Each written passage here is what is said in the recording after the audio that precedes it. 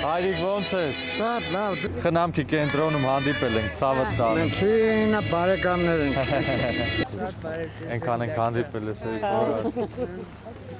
Ուզում եմ ընդգծել, որ ամենակարևոր ձեռքբերումը, որ մենք որպես պետություն ունենք, դա խաղաղությունն է, մեծ զրկանքների եւ դժվարությունների գնով մեզ տրված, եւ մեր կարգախոսն էլ դա է, գնալ ընտրական տեղամաս ու տեր կանգնել խաղաղությանը։ Խաղաղությունից զատ առողջության ապահովագրության համակարգ ենք ներդրել, 800,000-ից ավել մարդ օգտվել է։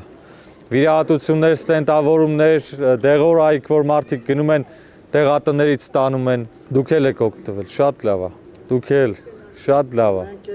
շատ լավ է, երակի ավելի լավ է։ Առաջին մարդին, որ անվճար գնացել եմ հիվանդանոցը պարգի, անվճար։ Շատ լավ է։ Մենք թոշակների բարձրացում ենք ունեցել 10,000 դրամ, եւս 10,000 մինչև անկանխիկ առևտրի պարագայում, 5,000 կիլոմետր ճանապարհ ենք սարքել, 300 դպրոց, 500 մանկապարտեզ ենք սարքել, զորահանդեսը տեսել եք, ինչ բանակ ենք սարքել, այսինքն դուք տվել եք քվ, մենք վերադարձել ենք այս արդյունքներով։ Դա բոլորը ձեր վճարած հարկերն է։ Հունիսի 7-ին գնացեք ընտրական տեղամաս ու մեզ տվեք եւս 5 տարի ժամանակ ձեզ համար աշխատելու։